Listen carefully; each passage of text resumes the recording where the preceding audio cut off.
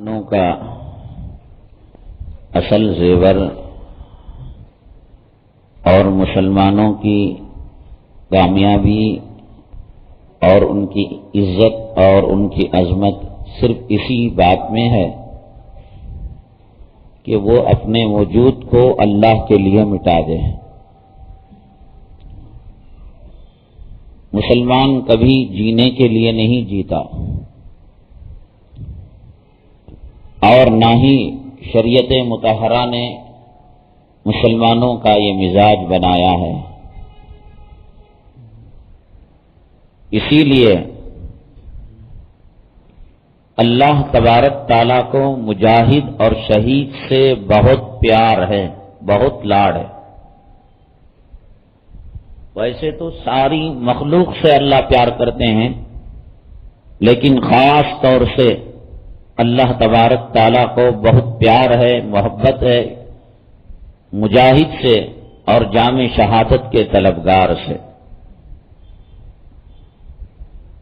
اگر کسی ماں کو اور باپ کو اپنے بچے سے بے انتہا محبت ہوتی ہے، لاڑ اور پیار، اس کی بہت ساری کوتاہیوں کو ماں باپ نظر انداز کر دیتے ہیں۔ اگر کسی استاد کو اپنے شاگرد سے بے انتہا محبت ہے اور لگاؤ ہے، بہت ساری کوتاہیوں کو وہ درگزر کر دیتا ہے، اندیکھی کر دیتا ہے۔ اللہ کو مجاہد سے پیار ہے، شہید سے پیار ہے۔ اللہ نے اس کے لیے اسپیشل احکامات رکھے ہیں۔ نماز میں سکون چاہیے، خشوع اور خضوع چاہیے۔ آدمی نماز پڑھے تو اطمینان کے ساتھ نماز پڑھے۔ اسی لیے نبی کریم جناب محمد الرسول اللہ صلی اللہ علیہ وسلم سے رفع یدین بھی ثابت ہے، رفع یدین نہ کرنا بھی ثابت ہے۔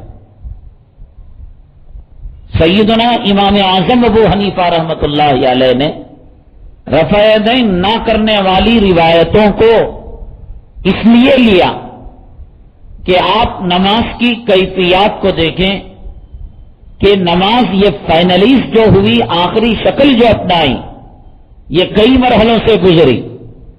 پہلے نماز میں پچھلی صف میں آدمی کھڑا ہے اور سامنے والی صف کے اندر کسی کا وضو ٹوٹ گیا اور وہ وضو کرنے کے لیے گیا تو وہ چل کر آ کر وہ جگہ پر کر سکتا ہے۔ ایک آدمی 2 رکعت نماز ہونے کے بعد آیا، اب اس کو پتہ نہیں کہ کتنی رکعتیں ہو گئیں۔ اپنا بھائی جو مصلی کھڑا ہوا ہے اس کو وہ پوچھتا ہے، بھیا کتنی رکعتیں ہو گئی؟ نماز میں وہ بات کر رہا ہے۔ نماز میں بات کر سکتے تھے، نماز میں چل سکتے تھے، اور شراب کی حرمت سے پہلے آدمی شراب پی کر آ کر نماز پڑھتا تھا، تو پہلے حکم دیا گیا لا تقربوا الصلاۃ وانتم سکارى، حالت نشہ میں نماز تو دور کی بات، تم نماز کے بھی قریب نہ ہونا۔ اور اس کے بعد دھیرے دھیرے دھیرے حرکتیں مائنس ہونے لگی، چلنا پھرنا ختم ہوا، بات چیت کرنا ختم ہوا۔ تو آپ اس سے اندازہ لگا سکتے ہیں ایک رفع یدین والی روایت اور رفع یدین نہ کرنے والی نماز، ان دونوں میں کس میں حرکت زیادہ ہے؟ اور جو لوگ رفع یدین کرتے ہیں نا، یہ خیانت سے کام لیتے ہیں۔ صرف 2 جگہ رفع یدین کرتے ہیں، ایک تکبیر تحریمہ میں جو ساری دنیا کے لوگ کرتے ہیں، حنفی بھی کرتے ہیں، اور رکوع سے اٹھنے کے بعد رفع یدین کرتے ہیں۔ جبکہ شروع اسلام میں، شروع نماز میں رفع یدین نماز کے ہر رکن کے لیے تھا۔ تکبیر تحریمہ میں رفع یدین، رکوع میں رفع یدین، قوما میں رفع یدین، سجدے میں رفع یدین، سجدے سے اٹھ کر جو جلسہ کرتے ہیں، جلسہ استراحت، اس میں رفع یدین انہوں نے کیا کیا، ان کو حذف کر دیا اور رکوع کے رفع یدین کو باقی رکھا. اور سیدنا امام اعظم ابو حنیفہ رحمۃ اللہ علیہ نے جس طریقے سے ان لوگوں نے اور مقامات کے رفع یدین کو ختم کر دیا، کہا کہ جس دلیل سے تم نے ان رفع یدین کو ختم کیا ہے اسی دلیل سے ہم رکوع کے رفع یدین کو بھی ختم کرتے ہیں. وَقُومُوا لِلَّهِ قَانِتِينَ. اللہ نے فرمایا کہ تم سکون کے ساتھ، خشوع کے ساتھ، خضوع کے ساتھ، اطمینان کے ساتھ. تو جب رسول اللہ صلی اللہ علیہ وسلم سے رفع یدین کے بغیر بھی نماز ثابت ہے، رفع یدین کے ساتھ بھی ثابت ہے، تو اب کس میں خشوع زیادہ ہے، اطمینان کس میں ہے؟ رفع یدین نہ کرنے میں. اور آپ صلی اللہ علیہ وسلم نے نماز پڑھی ہے. اب اگر کوئی کہتا حدیث ضعیف ہے، حدیث بڈھی ہو گئی، کمزور ہو گئی، لاٹھی لے کے چل رہی ہے، حدیث کا سلسلہ تو کمزور ہو سکتا ہے، حدیث ضعیف نہیں ہو سکتی، حدیث کا متن کمزور نہیں ہو سکتا. اور جس حدیث ضعیف کو کلام پاک کی کسی آیت سے کور مل رہا ہو، اور اللہ کا کلام کیا کہتا ہے، وَقُومُوا لِلَّهِ قَانِتِينَ، تم جو ہے اللہ کے لیے خشوع اور خضوع کے ساتھ، اطمینان کے ساتھ کھڑے ہو جاؤ، قیام کرو. تو اگر رفع یدین نہ کرنے والی روایت ضعیف بھی ہے، کلام پاک کے اندر اللہ نے کہا خشوع خضوع اور اطمینان بغیر حرکت کو کہتے ہیں، یہ کس میں زیادہ ہے؟ رفع یدین نہ کرنے میں. تو چنانچہ نماز کے اندر حرکتیں نہیں کرنا چاہیے، اللہ کا دربار ہے. آدمی ادب کے ساتھ، احترام کے ساتھ، اکرام کے ساتھ اللہ کے دربار میں اللہ سے مناجی کرتا ہے، وہ اللہ سے بات کرتا ہے. آپ سمجھے نہ سمجھے، اللہ تعالی نمازیوں سے کلام کرتے ہیں. الحمدللہ رب العالمین جب بندہ کہتا ہے، حدیث پاک پہ آتا ہے حمیدنی عبدی، میرے بندے نے میری تعریف کی. الرحمن الرحیم، اور جب کہتا ہے تو فرماتے اللہ اثنا یا عبدی، میرے بندے نے میری ثنا کی. اللہ اور بندے کے درمیان مکالمہ. ایک آدمی دنیا کی عدالت میں جب جاتا ہے، نیچے ہاتھ بن کر کھڑا ہونا، ایسے بھی نہیں کھڑا ہو سکتا، پیچھے ہاتھ بن کر کھڑا نہیں ہو سکتا، بیڑی نہیں پی سکتا، چل نہیں سکتا، موبائل استعمال نہیں کر سکتا. وہاں پر کھڑے ہو کر کسی اور سے دنیا کی بھیڑوں اور چماروں کی عدالت کے اندر اس جو ہے ذلیل رشوت خور جج کا اتنا احترام.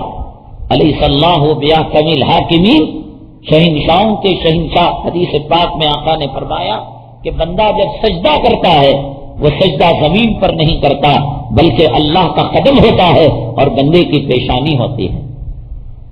اعبد اللہ کأنک تراہ، اللہ کی عبادت ایسے کر گویا تو اللہ تبارک تعالیٰ کو دیکھ رہا ہے.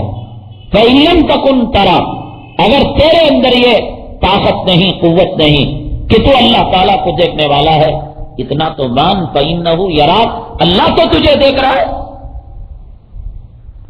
یہ بہت اہم ترین عبادت. اس لیے نماز کے اندر بیجا حرکتیں، مکھی آئی اڑا دیا، مچھر آئی ٹپ سے مار دیا، اور ادھر دیکھا ادھر دیکھا، اٹھائیے صاحب مراقبے میں، ادھر دیکھا ادھر دیکھا. حدیث پاک میں نبی کریم صلی اللہ علیہ وسلم نے فرمایا اگر کوئی نماز کے اندر، پہلے لوگ جہالت اتنی تھی کہ نماز جنازہ کے اندر اللہ اکبر تکبیرات بولتے نا، منڈی اٹھا اٹھا کر آسمان کو دیکھتے. علماء کہہ کہہ کر اس کو روکے. ابھی بعض دیہاتوں کے اندر، قریوں کے اندر یہ عمل کیا جاتا ہے. پہلی تکبیر کے اندر باندھ لیا جاتا ہے ہاتھ کو، اور اس کے بعد جو درود کی تکبیر اور دعا کی تکبیر اور سلام کی تکبیر ہے، منڈیاں اٹھا اٹھا کر آسمان. حدیث میں آقا نے فرمایا اگر کوئی نماز کی حالت کے اندر اپنی نگاہ کو آسمان کی طرف کرے گا، ممکن ہے اللہ تبارک تعالیٰ اس کی نگاہ کو چھین لے، اس کی بصارت کو چھین لے. اللہ کا دربار ہے صاحب. آپ اندازہ لگائیے، آپ اللہ تعالیٰ کسی کو ان بھیڑوں چماروں کی عدالت سے واسطہ نہ کرائے، لیکن اگر کوئی گیا ہو آپ کا کافر بھائی، مشرک پڑوسی، اس سے پوچھئے گا کہ اگر جج سامنے ہے تو اگر جج کی طرف رخ کیے بغیر پیٹ اگر کر دے تو کیا یہ عدالت کی توہین نہیں، جج کی بے عزتی نہیں ہے؟ ادھر ادھر نہیں دیکھ سکتا وہ اللہ کے دربار میں. اسی لیے سیدنا امام اعظم ابو حنیفہ رحمۃ اللہ علیہ نے فرمایا دیکھو نماز آپ نے پڑھ لی ہم نے پڑھ لی, اب بیان کے اندر کوئی ہنسنے کی بات آئی, کھل کھلا کر میں بھی ہنس لیا آپ نے ہنس لیا, اب اس کے بعد ہم نے چاہا کہ 2 رکعت مسجد کے اندر تہجد کی نیت سے یا نفل کی نیت سے صلاۃ الحاجت کی نیت سے پڑھ لیں, اس ہنسنے کی وجہ سے ہمارے وضو پر کوئی فرق نہیں پڑا کچھ بھی فرق نہیں پڑا. لیکن اگر کوئی آدمی نماز کے اندر ہنستا ہے, ایک ہوتا ہے مسکرانا کہ اپنے چہرے کو اپنے منہ کو ذرا کھول لیا ہنسی لا لیا, یہ نہیں ہنسنا کھل کھلا کر کہ جس کی وجہ سے بغل میں کھڑے ہوئے آدمی کو اس کی ہنسی کی آواز چلی گئی. فقہا نے کہا نہ صرف ایک نماز ٹوٹی بلکہ اس کا وضو بھی ٹوٹ گیا. دیکھو ری نکلتی ہے, وہ نماز میں نکلے نماز کے باہر نکلے وضو ٹوٹتا ہے. پیشاب کرنا نماز میں نکلے قطرہ نماز کے باہر نکلے پیشاب وضو کو توڑتا ہے, پاخانہ وضو کو توڑتا ہے. نماز کے اندر اگر کسی کے بے قابو ہو کر نکل گیا نماز کے باہر نکلا, مسئلہ یہی ہے, خون نکلا نماز میں نکلا نماز کے باہر نکلا وضو ٹوٹ گیا. لیکن اگر کوئی آدمی کامیڈی سیریل دیکھ رہا ہے یا کسی کی ساتھی کے ساتھ ٹھٹا کر رہا ہے مذاق کر رہا ہے کھل کھلا کر ہنس رہا ہے, ظہر سے لے کر عصر تک ہنس رہا ہے اور عصر سے لے کر مغرب تک ہنس رہا ہے, ایک ذرہ برابر اس کے وضو میں, یہ الگ بات ہے کہ ہنسنے سے کیا نقصان ہے وہ دوسری بات, لیکن وضو میں کوئی فرق پڑنے والا نہیں. نماز میں اسی وجہ سے امام اعظم ابو حنیفہ رحمۃ اللہ علیہ نے فرمایا جنازے کی نماز میں اگر کوئی ہنستا ہے وضو نہیں ٹوٹتا, اور نفل نماز میں واجب نماز میں سنت نماز میں فرض نماز میں عید کی نماز میں اگر ہنستا ہے تو اس کا وضو ٹوٹ جاتا ہے. کیوں؟ اس لیے کہ نماز جنازے کی نماز جو ہے وہ نماز نہیں ہے, اسے حی علی الصلاۃ نہیں کہا جاتا بلکہ وہ دعا ہے. پہلی تکبیر کے اندر کیا پڑھتے ہیں؟ ثنا پڑھتے ہیں, اللہ کی تعریف, اس لیے کہ کسی بھی دعا کو کرنے سے پہلے اللہ کی تعریف کرنی پڑتی ہے. دوسری تکبیر میں درود, اور درود کے وسیلے کے بغیر دعا قبول نہیں ہوتی. اور تیسری تکبیر کے اندر دعا, اصل چیز دعا ہے جنازے کے اندر. اس دعا کو پڑھنے کے لیے ہم نے کیا کیا, اللہ تعالیٰ نے ہمیں کیا طریقہ دیا, پہلے میری تعریف کرو اور میرے محبوب پر درود بھیجو, اب دعا کرو. کیا دعا؟ اگر بڑا ہے اب اس کو مغفرت کی ضرورت ہے. اللہم اغفر لحینا و میتنا و شاہدینا و غائبنا و صغیرنا و کبیرنا, اے اللہ اس کی مغفرت کر. اور اگر چھوٹا ہے تو اس نے کوئی گناہ ہی نہیں کیا, اس کو مغفرت کی کیا ضرورت؟ تو اس لیے دعا کی اللہم اجعلہ لنا فرطا واجعلہ لنا اجرا وزخرا واجعلہ لنا شافعا و مشفعا. اے اللہ اس کو ہمارے لیے شفاعت کرنے والا بنا دے. بڑے کو لیے اے اللہ اس کی مغفرت کر, یہ گنہگار ہے.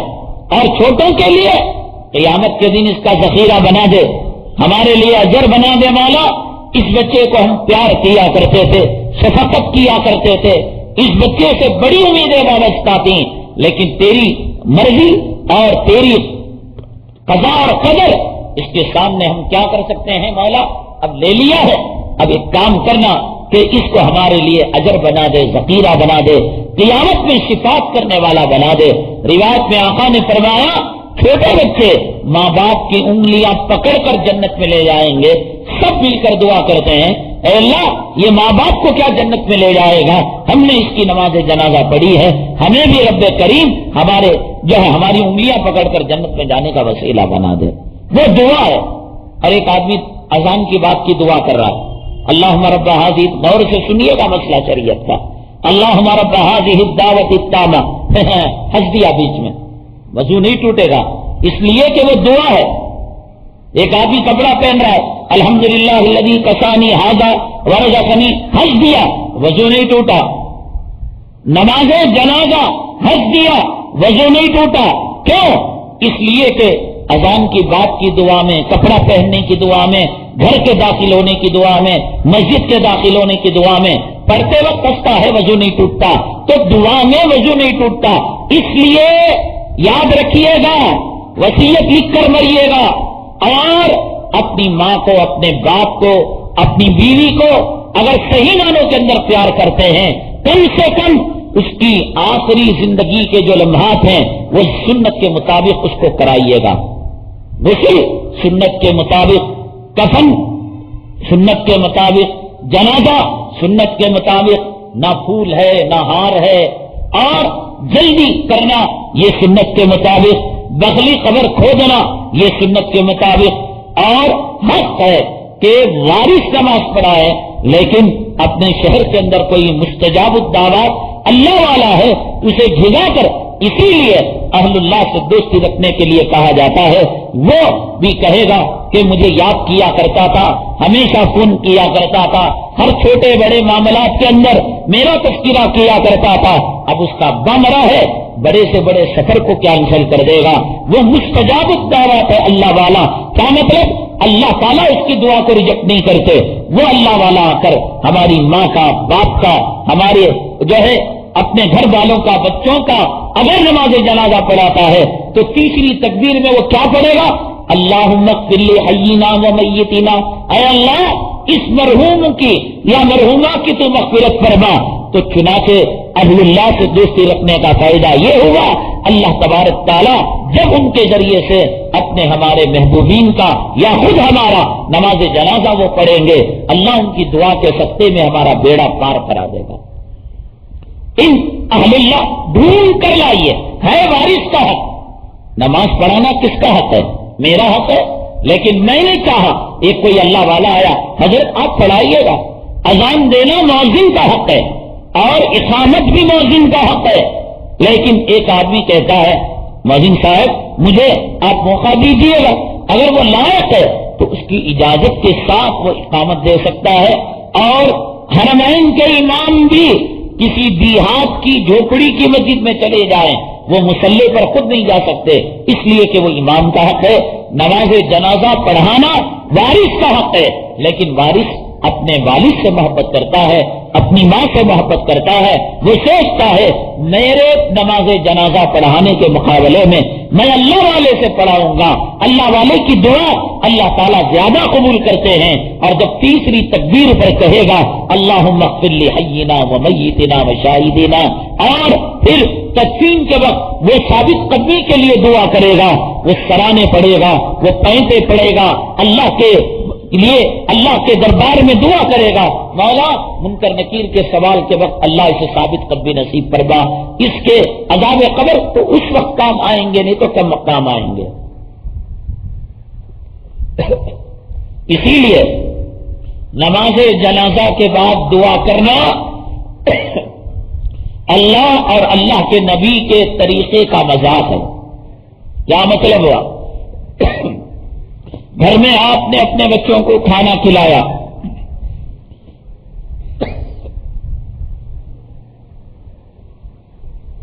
بہترین کھانا کھلایا، بچہ تھوڑا بہت کھایا چھوڑ دیا، سامنے کی جھوپڑی میں جا کر کہتا ہے اللہ نام کا باشر مجھے دے دو. آپ کے کھانے کی توہین ہوئی نہیں ہوئی؟ آپ نے عید میں قیمتی کپڑے اپنے بچوں کو سلائے. ایک فقیر آیا، جگہ جگہ پیوند لگے ہوئے ہیں، ابو ابو مجھے ایسے کپڑے سلاؤ نا عید میں. باپ کے دل کو کتنا صدمہ نہیں پہنچتا. اللہ تعالی جناب محمد رسول اللہ صلی اللہ علیہ وسلم، رسول اللہ صلی اللہ علیہ وسلم کی امت کو نبی کریم صلی اللہ علیہ وسلم کے سطح میں نماز جنازہ کی بہترین ماڈل دیا. تکبیر، ثنا اور درود اور دعا،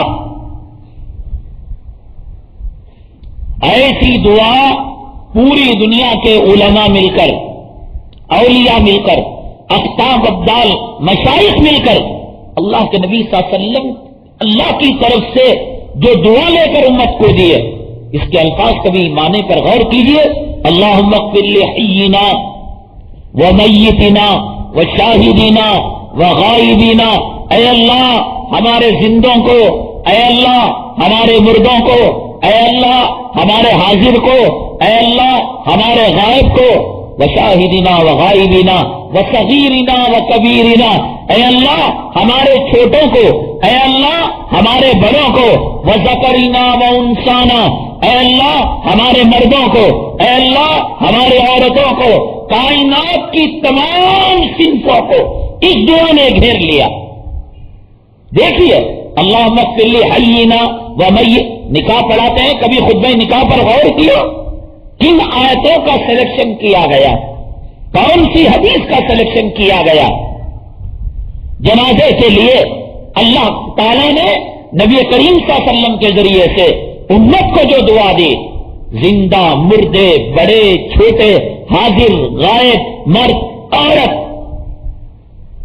اللہ اور دیکھو اور جو اس وقت زمین پر ہیں، اللہم من احییتہ منا فاحیہ علی الاسلام، اے اللہ جو زمین پر ہیں ان کو اسلام پر زندہ رکھنا، ومن توفیتہ منا فتوفہ علی الایمان، جو زمین کے اوپر ہیں وہ تمام قسموں کو گھیر لیا، مرد عورت بڑے چھوٹے حاضر غائب، اور پھر زمین کے اوپر جو زندہ ہیں ان کو فاحیہ علی الاسلام، اسلام پر زندہ رکھنا، ومن توفیتہ منا، یا تو پھر وہ مردہ ہوں گے قبر میں ہوں گے، فتوفہ علی الایمان، مولا ان کے ایمان کی لاج رکھ لینا۔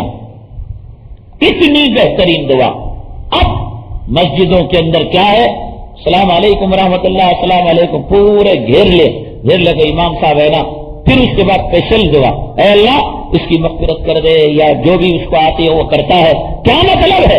شہنشاہ نے اپنے شہزادے کو شاہانہ لباس دیا، عید کے بعد شہری کو جگانے والا دربار کو کھٹکھٹایا اور پیون لگے کپڑے پہنے ہوئے تھے۔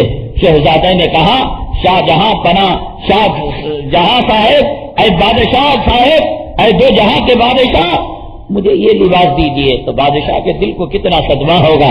اللہ تعالیٰ دیکھے گا کہ میری دی ہوئی دعا، جس دعا نے کائنات کے تمام مسلمانوں کا احاطہ کر لیا، اب یہ کھڑے ہو کر ان اللہ ملائکتہ یصلون علی النبی الفاتحہ، یہ کیا ہے؟ شریعت کے ساتھ مذاق، شریعت کے ساتھ ٹٹا، اور یہ کہنا اے اللہ تیری دی ہوئی دعا ہم کو قبول نہیں، ہماری made in India, made in Hindustan, made in Mecca اور مدینہ ہمیں قبول نہیں ہے۔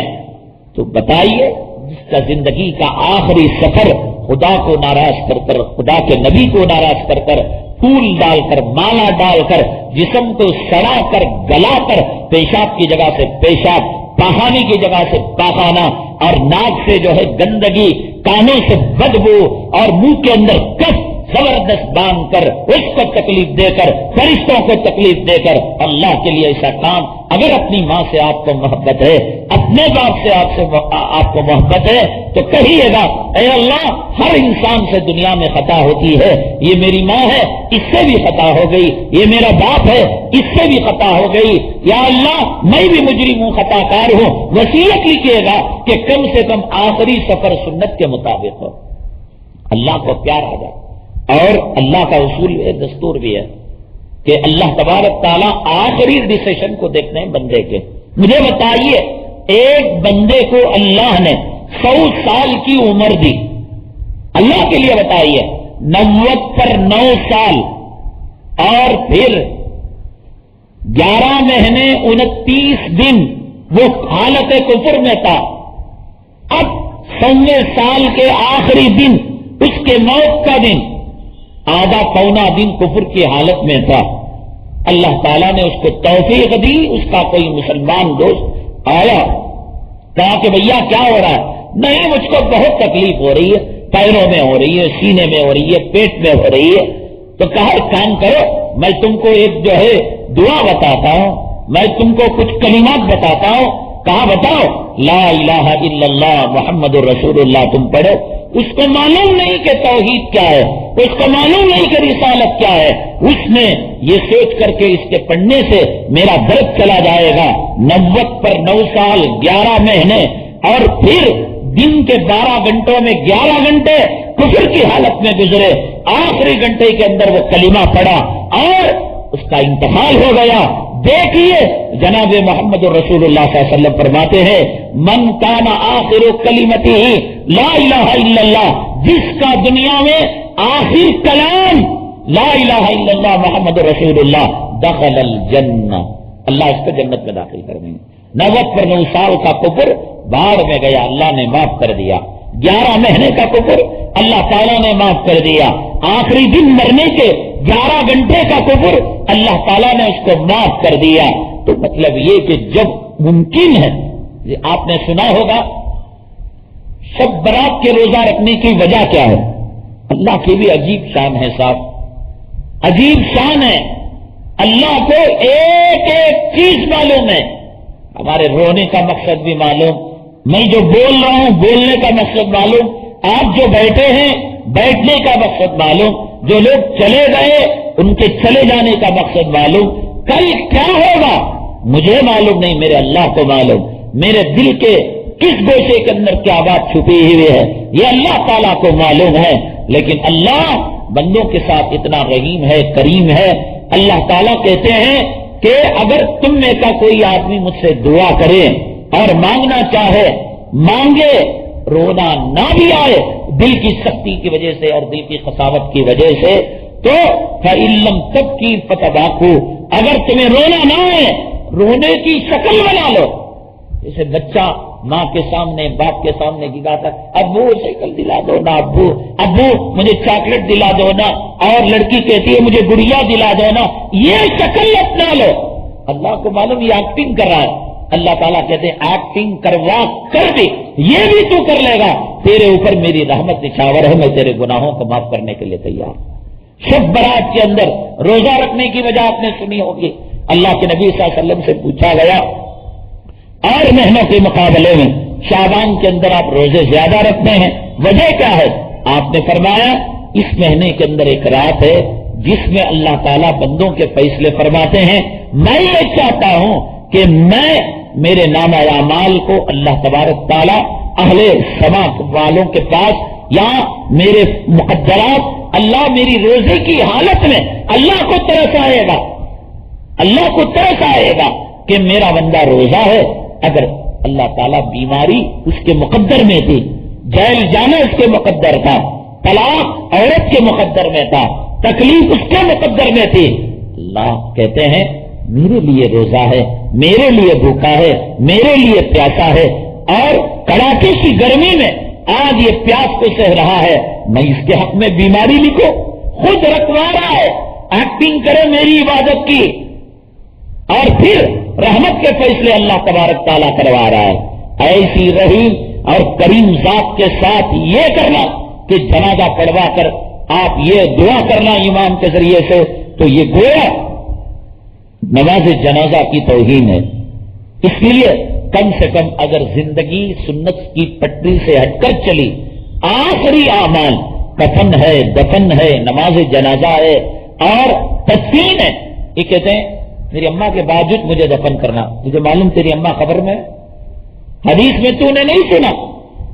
اگر وہ 3 سوالوں کا جواب دے دیا، تیرا رب کون ہے اور محمد صلی اللہ علیہ وسلم کون ہے اور تیرا دین کیا ہے، من رب کا وما دینوں کا ومن رجل بعث فیکم، تو اس کے بعد کیا ہے، افرشوا لہو، اس کے لیے فرش بچھا دو اور اس کی قبر کو کشادہ کر دو. کتنا؟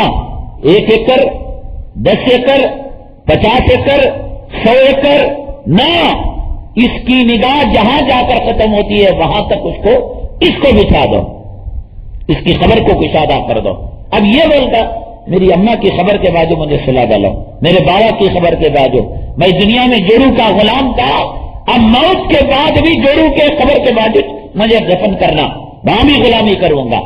اب اگر وہ نیکوکار ہے، نیکوکار ہے، اتنی بڑی اس کی خبر ہو گئی، اسے چوہا کاٹا ہنس پڑے رہنے کے واسطے، انہیں مزے لیتے، ادھر جاتی ہے ادھر جاتی ہے، روح الین کے اندر جاتی ہے اور اللہ کے عرش کے پاس جاتی ہے، پھر مزے مزے. اس کے یار آشنے جو پرانے ہیں، عورت ہیں اس کی سہیلیاں ہے، او کیسی ہو، ہاؤ آر یو، فلاں فلاں، کیا تمہارے بیٹوں نے تمہیں کتنا بھیجا، اور تم جو ہے دنیا میں کیسی تھی، دیکھو تمہارا خامن ستاتا تھا، تم صبر کیا کرتی تھی۔ ارے مزے ہی مزے، صاحب جمعرات کو ان کی انجمن ہوتی ہے ارواحوں کی، اور ایک روح دوسرے روح سے ملتی ہے، ایک سانس وہاں بیٹھی رہتی ہے، ادھر بھو مر دیکھ دنیا میں کیسا مجھے ستاتی تھی، اب اسے انجیکشن وہاں دیتی ہے، تو مجھے دنیا میں دیتی تھی کیا؟ اب تو ان الابرار لفی علیین و ان الفجار لفی سجین، وہ وہاں کہاں ہے خبر؟ خبر صرف جانے کا ایک راستہ ہے، اس راستے سے وہ کہیں کا کہیں چلا جاتا ہے۔ جو فاجر ہے، فاسق ہے، کافر ہے، وہ اللہ کے قید خانے کے اندر چلا جاتا ہے، اور جو نیکوکار ہے وہ علیین کے اندر۔ اس لیے ہمارے ایک بڑے عزیز دوست تھے، کرم فرما تھے، میں فارغ ہو کر جب آیا 1 سال کے بعد ہماری ان سے ملاقات ہوئی، محمد طاہر، اللہ تعالیٰ غریق رحمت کرے، ہر چھوٹے بڑے موقع پر، ہر جلوت میں، خلوت میں، سفر میں، حضر میں فرشتے کی طرح بیچارے کئی مسجدوں کے اندر وہاں کی کمیٹیوں نے کہا یہ تو تمہارا یار غار ہے، تو انہوں نے ہمیں وصیت کی تھی کہ موت کے بعد آپ جو ہے ہماری کفالت کریں گے آپ کی نگہبانی کے اندر۔ ہم نے ان کی تدفین کے لیے جو جگہ متعین کی، جبکہ ان کے بعض وارثوں نے کہا ان کے آبا اجداد یہاں رہتے ہیں، اس علاقے میں نہ، ہمارے اوپر ذمہ داری دی ہے۔ 2 مسجدوں کے درمیان مدرسے کے شان نے، ہمارے دوست گواہ ہیں کہ اس مدرسے کے اندر شعبہ حفظ صبح و شام بچے کلام پاک پڑھتے ہوں گے، اور مجھے اللہ کی ذات سے امید ہے کلام پاک کی آواز جہاں تک جائے گی اللہ کا عذاب اس کے ہاتھے کے اندر نہیں آ سکتا۔ اور پھر دونوں مسجدوں کے درمیان ہم نے جگہ کو منتخب کی، پتہ نہیں پہلے کس کی خبر تھی نہیں تھی، ایک جو ہے وہاں ذی اثر آدمی تھے، ہم نے کہا کہ یہی جگہ چاہیے، تو اس لیے ماں کے پاس باپ کے پاس نہیں، اہل اللہ اللہ والے ہیں۔ حضرت مولانا قاسم صاحب نانوتوی رحمت اللہ علیہ مجلس کے اندر بیٹھے ہوئے تھے، حضرت سے پوچھا کہ آپ نے فرمایا اہل اللہ کی مزاروں پر اللہ کی رحمتیں اترتی رہتی ہیں، اللہ تعالیٰ کی برکتیں اترتی رہتی ہیں، اور آپ نے فرمایا لوگوں کو چاہیے کہ ان کے بغل کے اندر، ان کے قبر کے قریب اپنی قبر بنائے، اپنی مدفن بنائے۔ تو کہا، قرآن نے تو کہا وَلَا تَزِرُ وَازِرَةٌ وِزْرَ أُخْرَىٰ، ہر ایک آدمی اپنا بوجھ اٹھائے گا، جب ان کو ان کی نیکیوں کا صلہ ملے گا، یہ آدمی اپنی قبر میں، تو ان کی قبر کی رحمتیں اور برکتوں کی جھنکار ان کی قبر میں کیسے پہنچے گی؟ بات آئی، مجلس ختم ہو گئی، حضرت نے جواب نہیں دیا۔ اب مجلس میں جو عوامی قسم کے لوگ تھے دھڑا دھڑ بھاگتے نا، کچھ لوگ تراویح پڑھ کر بھاگے، کچھ لوگ عشاء پڑھ کر بھاگے، کچھ لوگ 6 رکعت پڑھ کر بھاگے، اپنے اپنے حوصلے کی بات ہے صاحب۔ جس میں ایمان تھا وہ پہلی تراویح سے لے کر من الجنتی والناس تک یہ پکا 30 پاروں کا مومن اور مسلمان تھا۔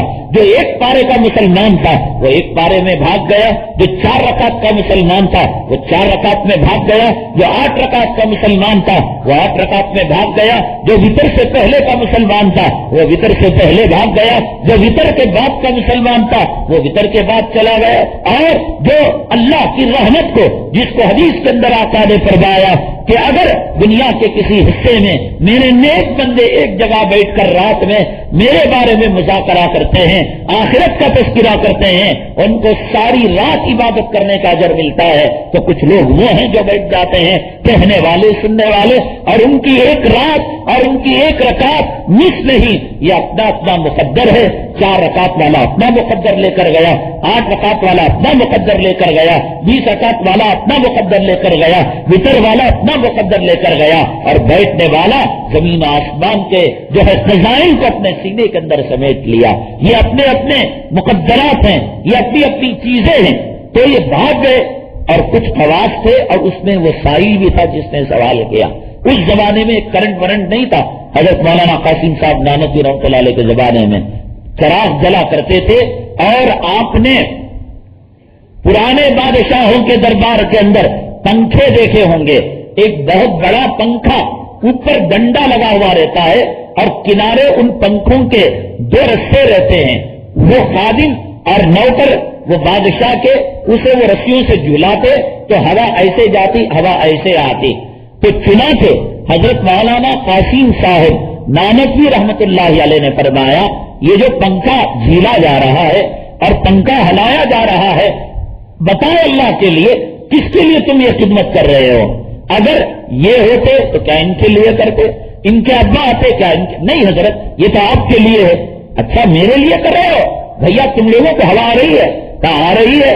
تو کہا کہ جب دنیا کا پنکھا کسی کے لیے کیا جاتا ہے اور اس کی ہوا دوسروں کو آتی ہے، اللہ والوں کے مزارات مقدسہ پر اللہ کی رحمتیں آتی ہیں تو اس کے اثرات دور دور تک پھیلتے ہیں۔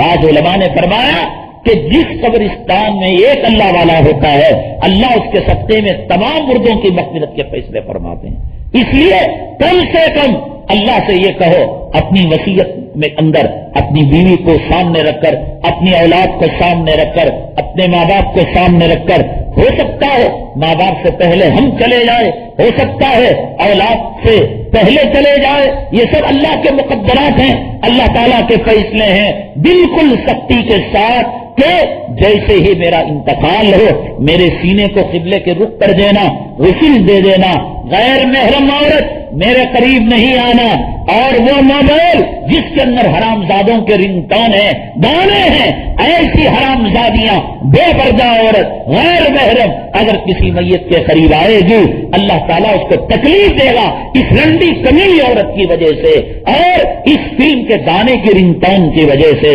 خبردار میرے جو ہے لاشے کے قریب کوئی موبائل نہیں بچے گا اور یہاں پر کوئی غیر محرم نہیں عورت نہیں آئے گی۔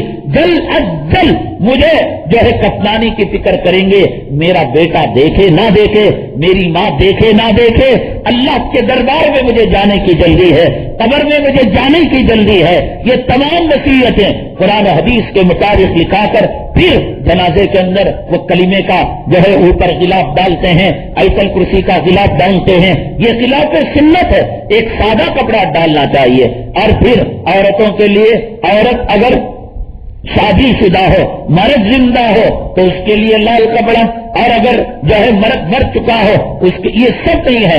اللہ کے نبی صلی اللہ علیہ وسلم نے فرمایا احب الثياب الى رسول اللہ صلی اللہ علیہ وسلم البیاض، آپ کو سفید رنگ بہت زیادہ زندوں کے لیے، مردوں کے لیے، مردوں کے لیے، عورتوں کے لیے، بڑوں کے لیے، چھوٹوں کے لیے سفید ہی کفن ہے، وہ بھی سنت کے مطابق دینا چاہیے۔ اور خبردار کوئی داڑھی منڈا مجھے کفن نہ دے، کوئی فلم کا پجاری مجھے کفن نہ دے، کوئی سود خور، کوئی حرام خور، دو تین آدمی ایک جو ہے نمازی ہو، چہرے پر سنت رکھنے والے ہو، نبی سے محبت کرنے والے ہو، اور میرے جنازے کو کاندھا وہ دے جو متبع سنت ہو، اور قبر میں مجھے اتارے وہ جو اللہ رسول کا خوف رکھنے والے ہو۔ اللہ کی ذات سے امید ہے آج نہیں قیامت کے دن آپ میرا شکریہ ادا کریں گے۔ ہاں مولانا ہمارے گناہ اتنے تھے، ہماری خطائیں اتنی تھیں، ہمارے معاصی اتنے تھے، ہم بچنے کے چانسز بالکل نہیں تھے، لیکن یہ جو آخری سفر تھا یہ آخری سفر سنت کے مطابق ہوا، اللہ نے اس کے صدقے میں ہمیں عذاب قبر سے بھی بچا لیا اور محشر کی بھی رسوائی سے بچا لیا۔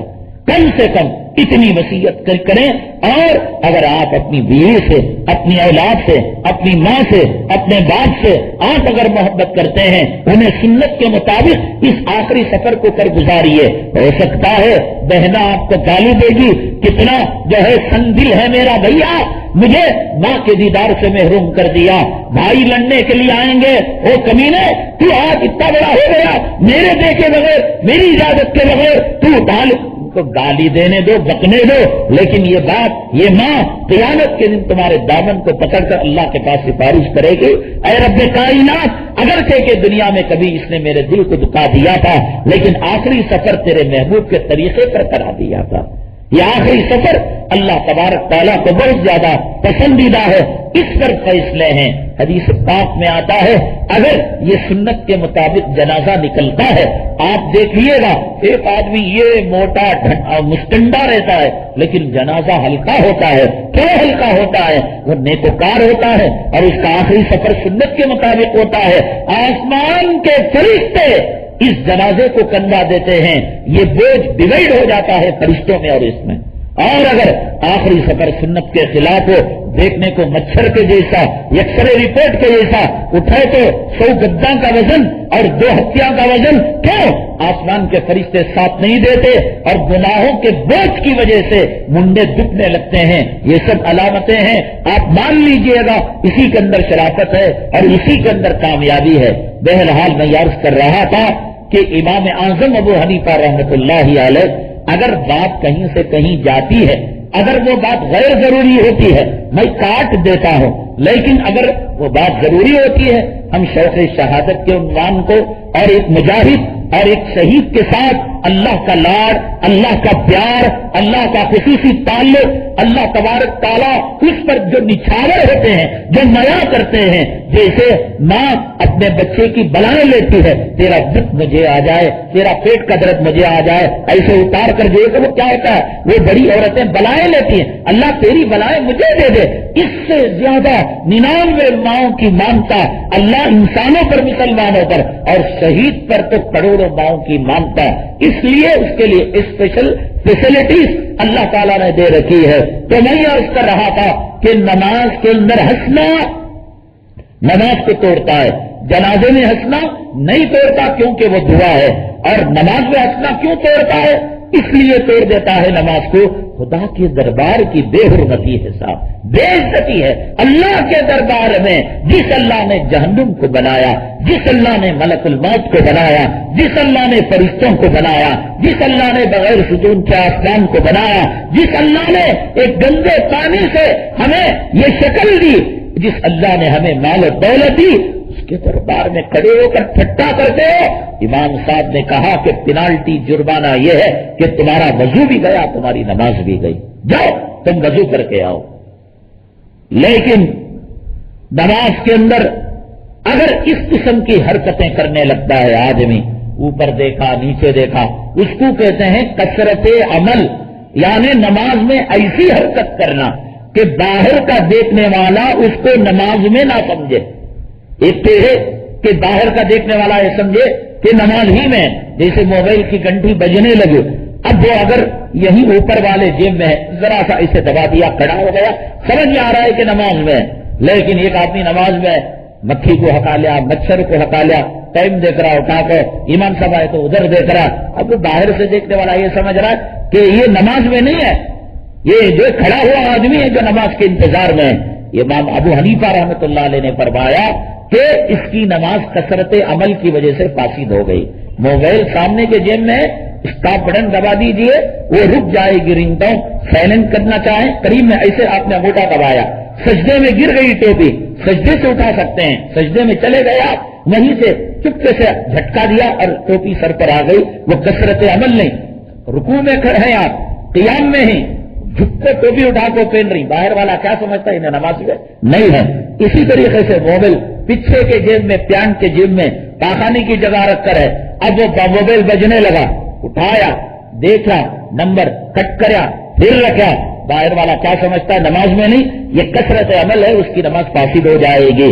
لیکن اللہ تعالیٰ نے مجاہد کو نماز میں چلنے، نماز میں بولنے، نماز میں دوڑنے، مسلمان مچھر مارے، مکھی مارے، نماز فاسد ہونے کا اندیشہ، اور مجاہد نماز کی حالت کے اندر AK-47 دن دن دن دن چلایا، کافروں مشرکوں اور اسلام مسلمان دشمنوں کا قلعہ کھڑا کیا.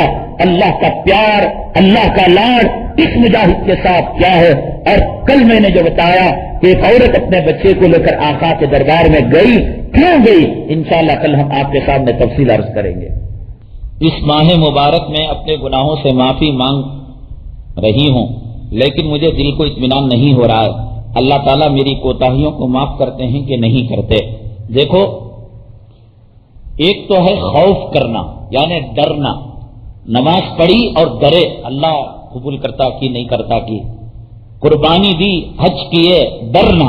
یہ ڈر ہماری نماز کے پاور کو، عبادت کے پاور کو پلس کر دیتا ہے، ہائی کر دیتا ہے، ریچارج کر دیتا ہے، تقویٰ پیدا کرتا ہے.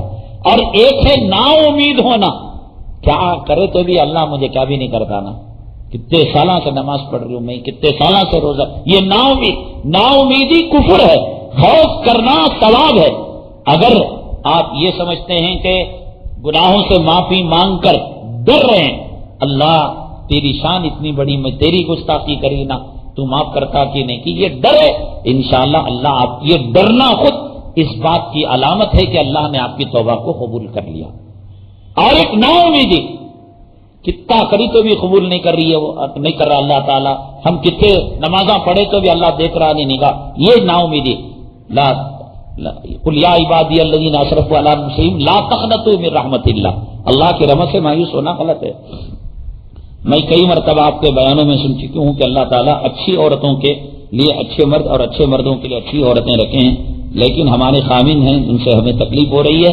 یہ اللہ تعالیٰ کا دنیا کے اندر نظام ہے کہ اللہ تبارک تعالیٰ بعض مرتبہ مردوں کو بری عورتیں اور بری عورتوں کو اچھے مرد یا اچھے مردوں کو بری عورتیں اس لیے دیتے ہیں کہ آپ جانتے ہیں کہ جنت میں جانے کی دو سیڑھیاں ہیں، ایک صبر کی سیڑھی، ایک شکر کی سیڑھی ہے۔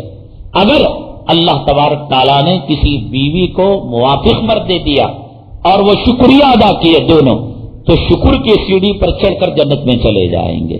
اور اگر کسی عورت کو ناموافق مرد دیا یا کسی مرد کو ناموافق بیوی دی، حضرت مرزا مظہر جانا رحمت اللہ علیہ بڑے نازک مزاج کے آدمی، بڑے نازک، بالکل صحیح کپڑا، ذرا یہ ٹیڑھا ہو گیا نا پیٹ میں درد، سر میں مڑوڑ ہونے لگتا ہے۔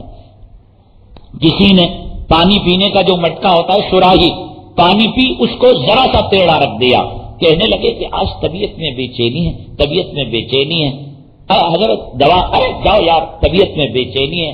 اب کھنگالا گیا کہ بھئی کیا معاملہ ہوا ہے، حضرت کے کمرے کو دیکھا گیا، چٹائی اپنی جگہ پر صحیح ہے، چراغ اپنی جگہ پر صحیح ہے، اوہو کسی نے جو پانی پیا تو مٹکے کو تھوڑا سا جھکا دیا، اس تھوڑا سا ٹیڑھا ہونے کی وجہ سے حضرت کی طبیعت میں بے چینی، طبیعت میں نظافت اور طبیعت کے اندر صاف ستھرائی تھی کہ کوئی چیز بے ڈھنگی آپ دیکھنا پسند نہیں کرتے تھے۔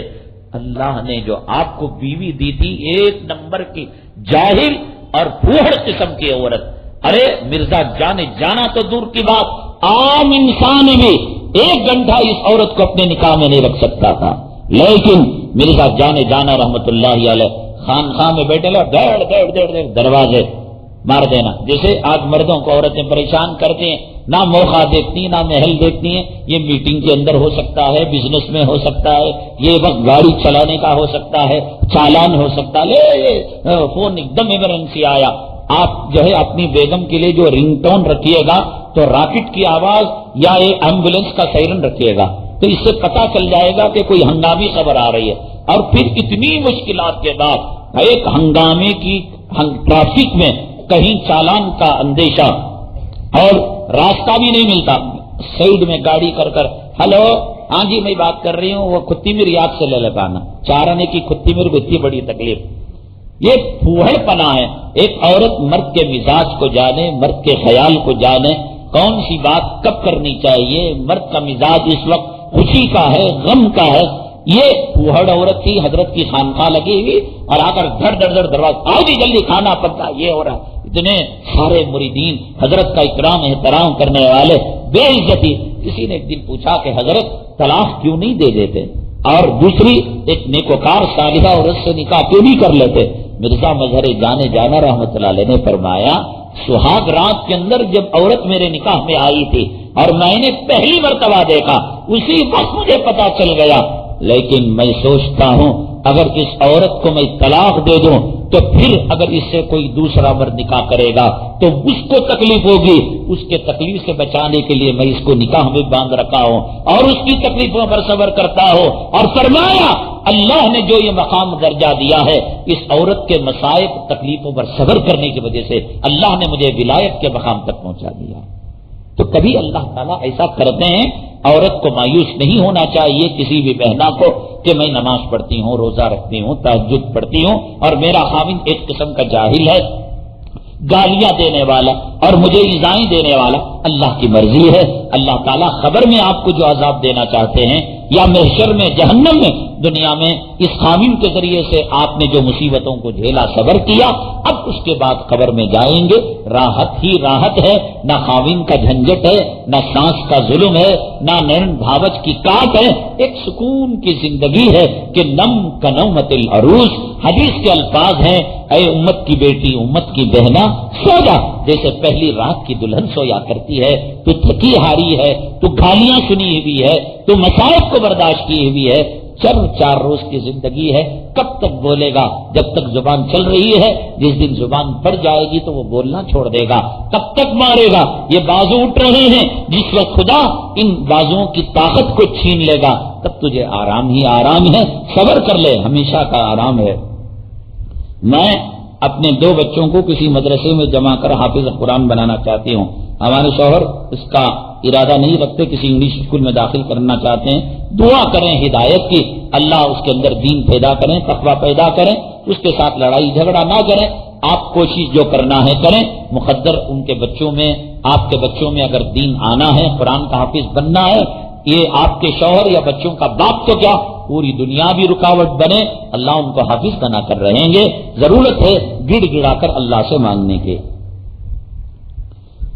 میرا سوال یہ ہے کہ نکاح کے لیے کیا لڑکی کا پھپھیرا بھائی وکیل بن سکتا ہے؟ لڑکی کے ماں باپ کا انتقال ہو چکا ہے اور لڑکی کا بھائی سعودی عرب میں ہے۔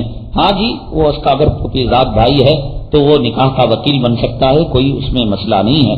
طاق راتوں میں اجتماعی عبادت کرنا کیسا ہے؟ یہ خلاف سنت ہے، اور جو لوگ اجتماعی عبادت کرتے ہیں وہ بجائے ثواب پانے کے عذاب پاتے ہیں۔ جیسے کہ اب اس کو دھوکہ کیا دیتے ہیں معلوم؟ یہ دین کی باتیں بیان کرنا گناہ کیا بھائی؟ سامنے والا بولتا نہیں کی، دیکھو نہیں ملا کا مولوی صاحب کیا بولتا ہے؟ تاخرات کے اندر بیان کرنا گناہ کر۔ ہم کیا بول رہی؟ تاخرات میں خلاف سنت۔ اب میں آپ سے پوچھتا ہوں، اتنا بیان سنے نا آپ، دعا کرنا عبادت ہے نہیں ہے؟ عبادت ہے، لیکن یہ دعا نماز جنازے کے بعد کی جائے بدعت ہے، اللہ کے عذاب کو دعوت دینا ہے، اس لیے کہ یہ دعا کی جگہ نہیں ہے۔ مصافحہ کرنا ثواب ہے۔ کس جگہ مصافحہ کرنا؟ اگر مصافحہ کرنا صرف مصافحہ کرنے سے ثواب ملتا ہے تو جو کہہ رہا ہے کہ عید کے بعد مصافحہ کرنا، بولو تیری جورو کو ہمیں مصافحہ اسے سب نہیں کرنا، یہ بھی نہیں کرنا۔ جہاں مصافحہ کرنا وہاں کرنا، تیری جورو کو کرنا نہ جائے، تیری بیٹی کو کرنا نہ جائے، عید کے بعد بھی کرنا صحابہ کرام کا طریقہ نہیں۔ اور کسی بھی عالم نے، مفسر نے، محدث نے، فقیہ نے عید کے آداب کے اندر غسل کرنا، عطر لگانا، ایک رستے سے جانا، دوسرے رستے سے آنا، پانی نہانا، سرما لگانا، یہ کرنا وہ کرنا، تکبیرات بلند کرنا، آہستہ عید الفطر میں اور بقرعید کے اندر زور سے ایک ایک پوائنٹ بیان کیا۔ اگر مصافحہ کرنا عید کا حصہ ہوتا، کسی ایک کتاب کے اندر عید کے بیان کے اندر مصافحہ دکھا دیجیے آپ، نہیں ہے۔ یہ الگ چیز ہے۔ آدمی سلام کب کرے، مصافحہ کب کرے، گلے کب ملے، اٹھے بیٹھے گلے نہیں، ظہر کو گلے، عصر کو گلے، مغرب کو گلے، امام صاحب کے سینے کی ہڈیاں ٹوٹ جاتی ہیں، سمجھ گئے؟ گلے کب ملنا؟ جب رخصت بڑی چھٹی کے لیے جا رہا ہے، حج کو جا رہا ہے، عمرے کو جا رہا ہے، 2 سال کے لیے جا رہا ہے۔ مصافحہ کب کرنا؟ 8 دن ہو گیا، 3 دن ہو گیا، پھر ہمارے عالم کی، ہمارے امام صاحب کی زیارت نہیں ہوتی، تبرکن مصافحہ کر رہا ہے۔ سلام کب کرنا؟ اٹھتے بیٹھتے چلتے پھرتے، ایک درخت بھی درمیان، تو سلام کرنے کی جگہ سلام، مصافحہ کرنے کی جگہ مصافحہ بھی ہمیشہ نہیں کیا جا سکتا۔ سلام بھی جو ہے جہاں کرنا، استنجا کر رہا آدمی السلام علیکم، اب جواب دیں گا کہ لوٹا پھینک کو مارے گا وہ، سمجھ گئے؟ تو جس جگہ سلام، اسی طریقے سے مصافحہ بھی اس کی جگہ ہے، دعا بھی اس کی جگہ ہے، اور اسی طریقے سے تاخراتوں کے اندر عبادت کرنا خلاف سنت ہے۔ برما میں، آسام میں ایسے دنگے ہو رہے ہیں نا، ہمیں کیا کر سکتے ہیں؟ کل کے دن ہماری ریاست میں بھی ایسا ہوا تو ہمیں کیا کرنا ہے؟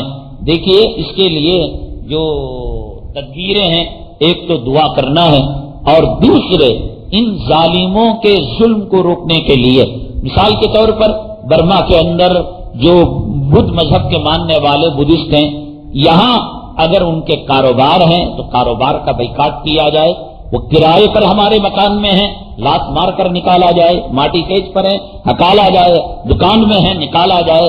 مسلمان اتحاد اتفاق کا ثبوت دے کر اگر ان کے کاروبار کو بند کریں، ان سے تعلقات جو ہے قطع کر دیں، ہر چھوٹی بڑی بات پر ان سے الجھنے لگیں، لڑنے لگیں، اس کا بہت بڑا امپریشن اور دباؤ ان کے ملک کے اندر پڑ سکتا ہے، اور پھر ان کے لیے شہری میں افطاری میں صدقہ کر کر خیرات کر کر اور بھی تدبیریں ہیں جو خود بخود ایک طلبگار کے لیے اس کے ذہن کے اندر آ جاتی ہیں، وہ تدبیریں، اور وہ تدبیر کرنے والا کبھی پوچھتا بھی نہیں، سوال لکھتا بھی نہیں۔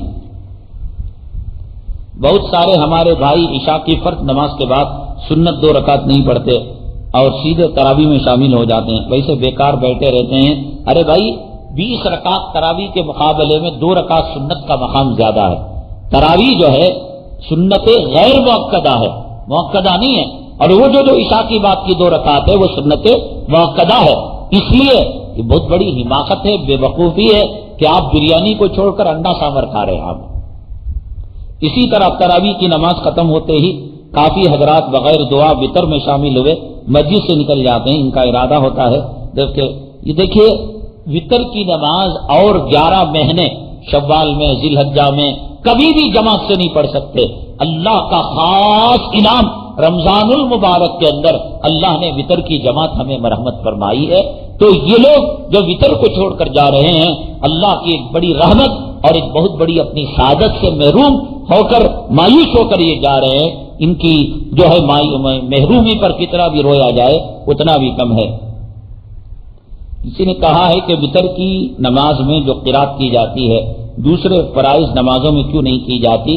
یہ اللہ تعالیٰ کی طرف سے دین ہے، ہم چاہ کر بھی 11 مہینے میں کبھی اگر اس جو ہے لہجے کو لانا چاہے کبھی نہیں لا سکتے، بلکہ آپ دیکھیے گا کہ 29ویں دن اگر رات میں چاند نظر آ جاتا ہے تو پھر اسی وقت عشاء کے اندر لب و لہجہ بدل جاتا ہے۔ یہ چاہ کر نہیں کرتے، اللہ گواہ ہے، اللہ کی طرف سے یہ چیز ہو رہی ہے۔ اگر کسی کو سکرات لگی ہے تو اس وقت ان کے سامنے بیٹھ کر کیا پڑھنا چاہیے؟ غسل سے پہلے کلمہ طیبہ وغیرہ پڑھنا چاہیے، لا الہ الا انت سبحانک، سبحان اللہ، الحمدللہ، اللہ اکبر۔ قرآن نہیں پڑھنا چاہیے غسل سے پہلے، غسل کر دینے کے بعد زیادہ سے زیادہ جو ہے ان کو قرآن وغیرہ پڑھنا چاہیے۔ ابھی مرا نہیں اور سکرات کی حالت ہے تو ایک آدمی اس کو پڑھنے نہیں بولنا بلکہ کلمہ دہراتے رہنا، لا الہ الا اللہ، لا الہ الا اللہ، تاکہ سن کر خود وہ کلمہ پڑھنے لگے۔ اگر ہم نے اس کو فورس کیا ابو پڑھو پڑھو لا الہ الا اللہ پڑھو، امی جان پڑھو، بیگم صاحبہ پڑھو، اس نے ایسے ہاتھ کر دیا، خدا نہ کرے کلمے سے ہٹ کر موت آ جائے گی۔ تو اس لیے کلمہ صرف پڑھنا چاہیے، وہ پڑھتے پڑھتے اس کی زبان پر خود آ جائے، اور ایک آدمی باقی جو ہے سورہ یاسین وغیرہ پڑھتے رہے اور اللہ سے دعا کرے، اے اللہ یہ مرحوم کے ساتھ سکرات کی سختی کو آسان فرما۔ نماز کے دوران دونوں سجدوں کے درمیان امام صاحب جو بیٹھتے ہیں اس وقت کیا پڑھنا چاہیے؟ اللہم اغفر لی ورحمنی وعافنی ورزقنی، یہ چھوٹی سی دعا ہے، اور اگر کوئی نہیں پڑھ سکتا ہے دعا تو کوئی بات نہیں ہے۔ کیا زکوٰۃ صرف رمضان المبارک میں؟ نہ، میں نے کل بتایا تھا کہ جو آدمی جب صاحب نصاب ہوتا ہے اسی وقت اس کو زکوٰۃ دینی چاہیے۔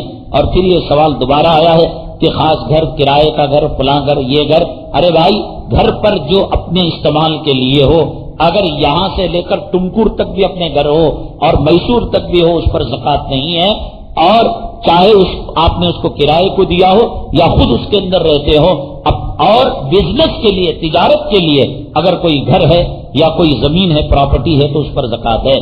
اکثر مساجد کے ذمہ داروں کو داڑھی نہیں رہتی، آخر وہ لوگ اللہ کے گھر کی خدمت کرتے ہیں لیکن اس بڑی سنت سے محروم کیوں ہیں؟ آپ ان کو بتائیے کہ داڑھی نہ رکھنے سے کیا نقصانات ہوتے ہیں، اللہ کے تعالیٰ کے گھر کی خدمت کر رہے ہیں اور کیوں آپ اس سنت سے محروم ہیں؟ وہ کیا جواب دیتے ہیں بتائیے، پھر آگے کا جواب دیں گے۔ چپل کی دکان میں سورہ یاسین پڑھ کر دم کیا ہوا پانی چھڑک سکتے ہیں یا نہیں؟ کیونکہ چپل جو ہے پیر میں ڈالنے کی چیز ہے، اس سے قرآن کی کیا بے حرمتی نہیں ہوتی؟ چپل کی دکان میں جو چپل ہوتے ہیں وہ کھلے ہوئے نہیں ہوتے، عموماً ڈبوں کے اندر ہوتے ہیں۔ اگر آپ برکتاً پانی کو چھڑکتے ہیں تو چھڑک سکتے ہیں، اور ڈسپلے وغیرہ کے لیے جو کھلے چپل رکھتے ہیں اگر خدا نہ کرے اس پر پانی بھی پڑ جائے، یہ کلام پاک کی بے عزتی نہیں ہے، اس لیے کہ فوراً وہ چپل اس پر حالت میں، بھیگی حالت میں کوئی مرد عورت استعمال نہیں کرتا، لہذا وہ ڈرے ہو جاتا ہے، سوکھ جاتا ہے۔ تو اگر کوئی جو ہے جانور یا انسان خشک زمین پر، ریتیلی زمین پر پیشاب کر دیتا ہے، تر رہتا ہے، اس کا حکم ہے، اور اگر سوکھ جاتا ہے بغیر مصلی بچھائے اس پر نماز پڑھ سکتے ہیں۔ کیا محرم کے مہینے میں شادی کر سکتے ہیں؟ یہ دودھ کا مہینہ ہے، دودھ کے مہینے اور دہی کے مہینے میں، چھاچھ کے مہینے میں شادی کر سکتے ہیں۔ اسلام میں اولاد کی تربیت اور اس کے حقوق، یہ بہت بڑی عمدہ کتاب ہے کہ بچوں کی نشو و نما اور بچوں کی اسلامی تربیت کیسی کرنی چاہیے، ضرور اس کتاب کو حاصل کرتے ہوئے جائیں۔ حضرت فاطمہ رضی اللہ تعالیٰ عنہ کی زندگی پر کچھ بیانات ہیں، آپ اس کو بھی حاصل کرتے ہوئے جائیں۔ مستورات کے چپل جو ہے چوری وغیرہ ہو رہے ہیں، آپ ایک جو ہے بیگ یا ایک پلاسٹک کی تھیلی وغیرہ اپنے ساتھ لائے اور اب جہاں آپ نماز پڑھتی ہیں وہاں پر قریب میں رکھ لیں، آپ کا کوئی بچہ آتا ہے اس کو حفاظت کے لیے دے دیں۔ الحمدللہ رب العالمین والصلاۃ والسلام علی سید المرسلین وعلی آلہ وصحبہ اجمعین۔ اللہم انفعنا بما علمتنا وعلمنا ما ينفعنا وزدنا علما۔ سبحان ربک رب العزة عما یصفون وسلام علی المرسلین والحمدللہ۔